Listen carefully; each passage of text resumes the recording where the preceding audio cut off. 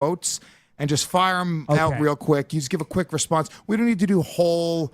We don't need to give everybody that much of a voice on our podcast. It doesn't need to be fucking long, drawn out. Here's what Luke Rockhold says. We could just get a quick response, because he's been talking shit. Quick fire round, shut down the haters and talk some shit in a brief segment that we like to call, what do we call it? What do we call it? What do you think? I don't There was know. Asshole of the Week. Remember we did that on the radio show? Very planned. We planned this meticulously, this episode, as you can tell. All right, so go on. What has been said by whom and where and when? Okay. Do you have one of those, Mike? Do I have one of what? No, I'm sorry. You know what's funny? I keep on saying Mike, not realizing that I'm speaking to the producer, not you. This episode is terrible. We're cutting out. I'm in Maui. I'm chewing on notes. We got 2 mics. We don't know what's going on. Here it is. I got it. Luke Rockhold says. Oh, fucking of course, Luke Rockhold. That fucking... Go on. Bisping should be stripped of the middleweight title. Bisping has fought nobody in the top 10 in the last year and a half. Still isn't going to fight anybody in the top 10. Where does that put him? I think they should pull the title from guys like that who won't fight anybody in the top 10. They pulled the title from Germaine de Randamie because she wouldn't fight the number 1 contender. Why is this any fucking different? He's so mad.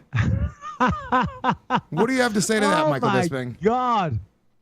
That is hilarious. That is the funny... Thank you, Luz, for telling me that, because that's the funniest thing. I mean, here's a guy that's out there campaigning for me to be stripped. I mean, campaigning for the guy that knocked him out cold to be stripped, rather than saying, listen, let me fight him, let me get a rematch, let me beat him. He's asking the UFC to strip me. First of all, they did an interim title fight, as we all know.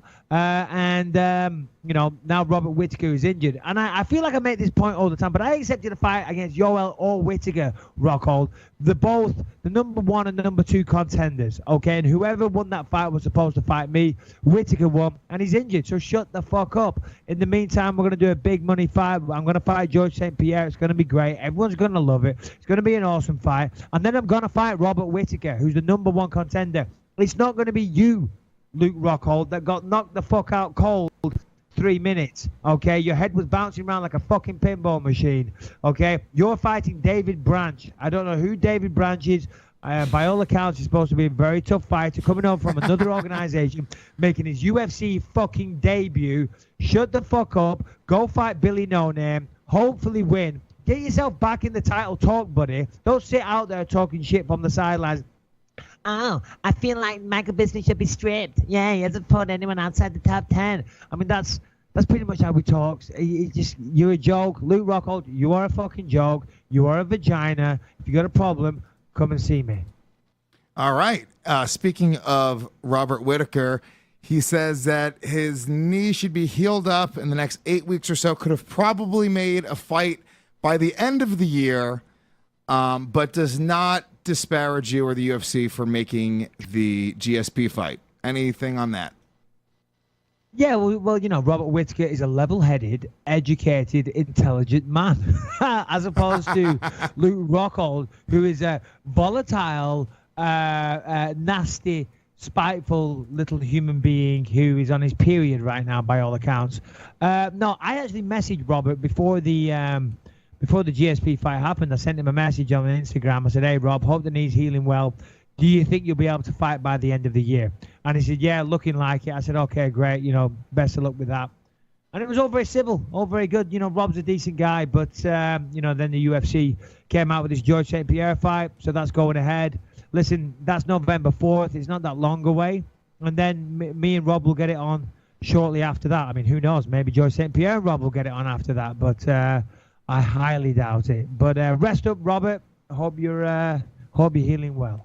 So, and then also, you had said that Woodley was talking shit, but I can't find anything. He talked. Yeah, on the MMA Hour last week with Ariel Helwani, he was going on some rant about Dana White, like he did last week. He was talking shit about Dana White, justifying himself as a champion, bigging himself up as to how his fight with Maya was so good and this and that. And good for him. God bless him. It was a tough fight. And I actually defended Woodley. I actually said, listen, was it the most exciting fight? No, but winning is crucial. Winning is the main thing. And good for him. He got the job done against a lot of people that haven't been able to beat Damian Maia. He stopped the takedown, and that is the crucial thing to do. Could it have been more exciting? Yeah, of course it could. But whatever, I defended him.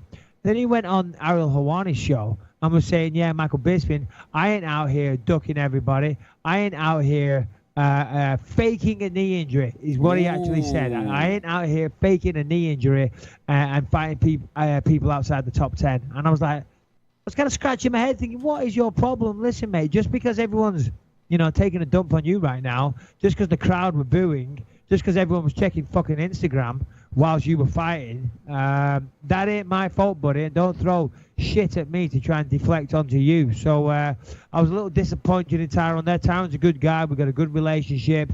But I was a little miffed at those comments. I just didn't understand it, Yeah, here's the problem with Tyron. You have my number, buddy.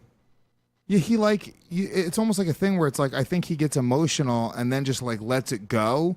And you and Tyron really get along. Like I've seen you guys like interact. I've done shows with you guys together, and it's almost like, Tyron's a good guy. I like Tyron. Tyron Woodley is a good guy. I respect him. He's a hell of a fighter, fantastic fighter, great athlete, understands the game, very intelligent. We work together at Fox.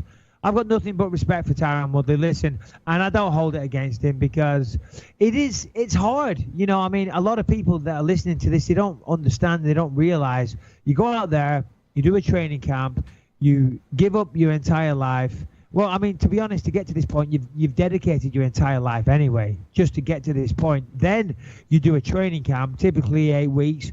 You sacrifice everything. You sacrifice time away from your family. Then you go out there, you fight with your heart and soul. People criticize, and you can't keep everybody happy. And there's a lot of fucking little assholes on the internet that like to talk shit. And I guess it was even harder when Dana was critical. So he was just lashing out, I think. He was just upset. He just didn't understand it. And I think he felt a little bit victimized. And he was lashing out. So I don't hold it against him. I really don't. He's a good dude. And I think he was just in a bad place. Didn't he? What happened with that? Didn't he threaten to leak some shit if Dana White didn't publicly apologize to him? Yeah, he did. Yeah. I don't know. I have no idea what he was threatening, but he did say, you know what I'm talking about. I hear it in your voice that you have an idea. Unless you apologize, I'm going to leak some shit, and you know what I'm talking about. So, yeah, I'd like to know what that shit is, but I have no idea. Wow. Maybe it was that you're faking a knee injury. Maybe that was him leaking it. Yeah, exactly. The fucking asshole. Then he says that I'm faking a knee injury. I'll tell you right now. I had 2 knees. I am sick of saying this. 2 knee surgeries back to back. And it's still hurting now. I went for a run this morning. And yes, it still hurts. You fucking asshole, Woodley. Let me send me a text something. And apologize. You can't fake an injury for this long. Your wife would never have sex with you if you were that much of a pussy that you've been faking a knee injury for a year. I know.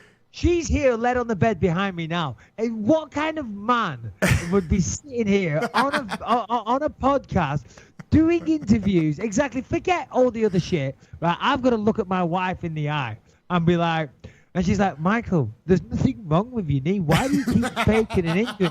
She would think I'm the biggest pussy on fucking planet Earth. So, wow.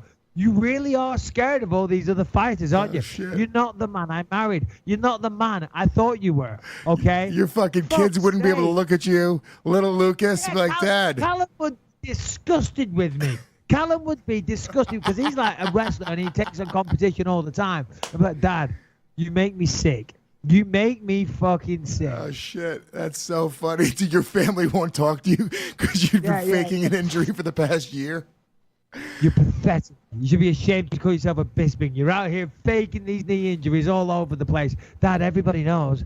Everybody knows you're one big fat pussy. You fucking, it's just, it's Romero on the beach with your family on vacation. Yeah. Oh my God. All right, let's do some questions real quick. If you guys want to join the conversation, you guys can shoot us an email, bym@gasdigitalnetwork.com. That's BYM for Believe You Me at gasdigitalnetwork.com. Always pick the top 3 questions or so. Try to get to 3 every single week. We're going to have to do these quick, Mike. Quick answers today. All right, first question. Hi, guys. First, huge fan of the podcast. Mike, very excited to see you and GSP fight now that it has been announced for a 3rd time. Seriously contemplating selling blood sperm. Fuck it, a leg to be able to see and still against GSP. So growing up, I idolized Anderson Silva, watched all of his fights, and he inspired me to start training a little. The first UFC event I ever went to was in London when Mike fought Anderson. It was a great moment for me to see two of my favorite fighters of all time, and it was a great win. So my question is, was there anyone you looked up to when growing up and trying to make it as an MMA fighter? And if so, who? This is from James in Winchester, England. James, thank you very much for the question, and thank you for the compliments and kind words. I've been forced to keep this brief, so I will. But, to be honest, growing up, I didn't really have any idols or anyone that I really looked up to in mixed martial arts. I did martial arts for a long, long time, and I didn't really know anything about mixed martial arts. I really didn't, other than my coach back at the time said, listen, there's a thing called MMA. There's money to be made, and that was it. That's all I had to hear. Because I started jiu-jitsu at 8 years old, and then when I got 16, 17, I stopped all martial arts, went off, partied with my friends, and forgot all about martial arts. Let's just put it that way. And then in my early 20s, I started training again to lose weight and this and that, and he told me about MMA had exploded. There's money to be made in Pride and the UFC. I knew nothing about it. There's no one that I watched that I looked up to, but I said, great. If there's money to be made, let's do it. Have you watched MMA? No.